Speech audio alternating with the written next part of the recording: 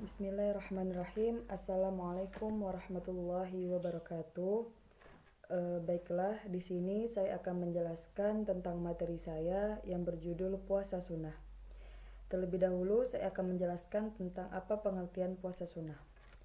Puasa sunnah adalah jenis puasa yang jika dikerjakan akan mendapatkan pahala dan jika tidak dikerjakan tidak akan mendapatkan dosa ataupun pahala. Allah Subhanahu wa Ta'ala telah menurunkan firman tentang perintah berpuasa yang terdapat pada surah Al-Baqarah ayat 185 yang artinya berbunyi, bulan Ramadan adalah bulan yang di dalamnya diturunkan Al-Quran sebagai petunjuk bagi manusia dan penjelasan mengenai petunjuk itu dan pembeda antara yang benar dan yang batil. Karena itu, barang siapa di antara kamu ada di bulan itu, maka berpuasalah. Dan barang siapa yang sakit atau dalam perjalanan, dia tidak menjalankan berpuasa, tetapi maka ia wajib menggantinya. Sebanyaknya hari yang ditinggalkannya itu pada hari lain, ia tetap menggantikannya. Allah menghendaki kemudahan bagimu dan tidak menghendaki kesukaran bagimu. Hendaklah kamu mencukupkan bilangannya dan mengagungkan Allah atas petunjuknya yang diberikan kepadamu agar kamu bersyukur. Islam mengenal puasa wajib tiap bulan Ramadan. Selain itu, Islam juga mengenal berbagai puasa sunnah. Puasa sunnah dapat meningkatkan keimanan kita kepada Allah Subhanahu wa Ta'ala. Puasa sunnah juga menjadi amalan menyempurna puasa wajib. Adapun jenis-jenis puasa sunnah dalam ajaran Islam yaitu yang pertama itu adalah puasa sunnah Arafah. Puasa sunnah Arafah yaitu puasa yang dilaksanakan pada tanggal 9 Zulhijjah dan muslim yang melaksanakannya akan dihapus dosa setahun silam dan setahun mendatang. Yang kedua yaitu puasa sunnah Tasu'a dan Asyura yaitu puasa sunnah yang dikerjakan pada tanggal 9 dan 10 Muharram.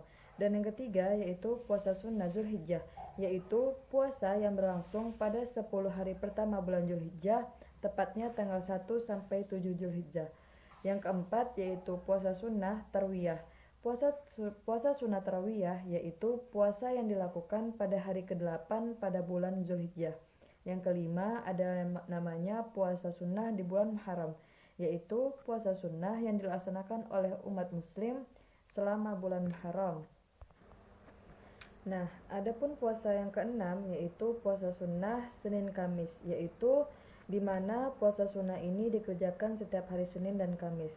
Dan yang ketujuh ada namanya puasa sunnah di bulan Sya'ban, yaitu puasa yang dilakukan pada bulan Sya'ban dan hukumnya itu sunnah.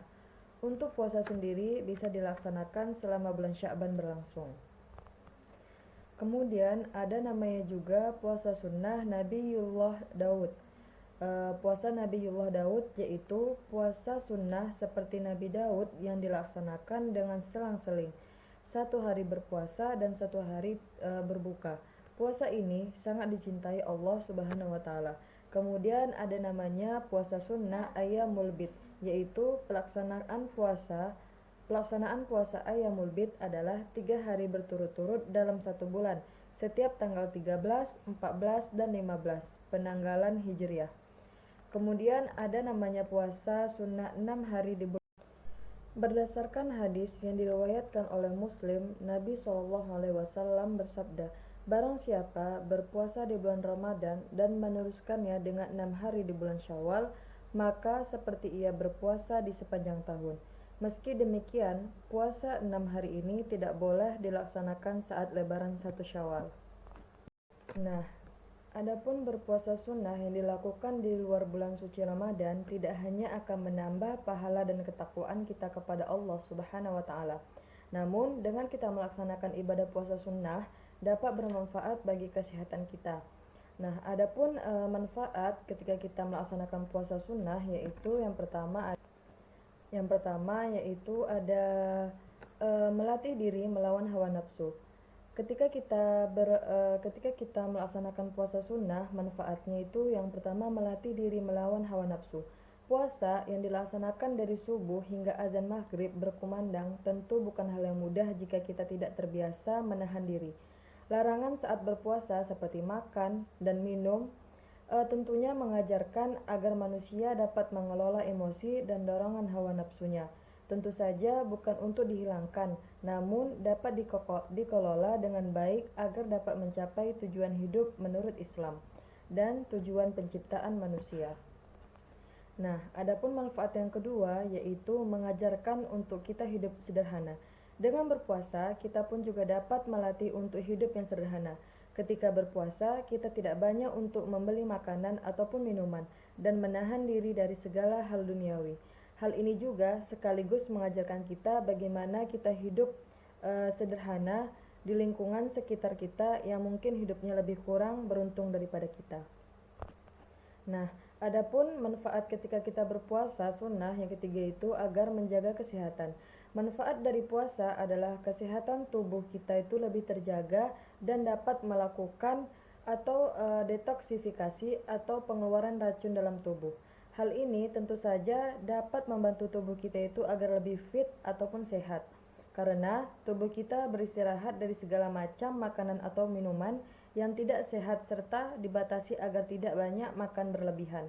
Bahkan, para pakar kesehatan banyak merekomendasikan orang-orang yang sedang mengalami penyakit tertentu untuk melakukan berpuasa, maupun puasa wajib ataupun puasa sunnah. Nah, manfaat yang keempat yaitu melatih diri membiasakan istiqomah untuk beribadah. Untuk beribadah kepada Allah Subhanahu wa taala. Jenis puasa itu sangat banyak. Ada puasa wajib dan ada pun puasa sunnah. Jika dilakukan terus-menerus, maka hal ini akan menambah keistiqomahan kita dalam beribadah dan juga melaksanakan perintah-perintah Allah Subhanahu wa taala. Kemudian manfaat puasa sunnah yang kelima itu adalah memperoleh kenikmatan sebagai umat Nabi Shallallahu alaihi wasallam. Kita tidak akan pernah mendapatkan kenikmatan menjadi umat Rasul jika kita tidak pernah menjalankannya. Untuk ibadah puasa akan membuat kita semakin bermakna dan nikmat menjadi umat Rasulullah Sallallahu Alaihi Wasallam. Nah, mungkin hanya ini saja materi penjelasan dari saya. Lebih dan kurang saya minta maaf. Saya akhiri. Assalamualaikum warahmatullahi wabarakatuh.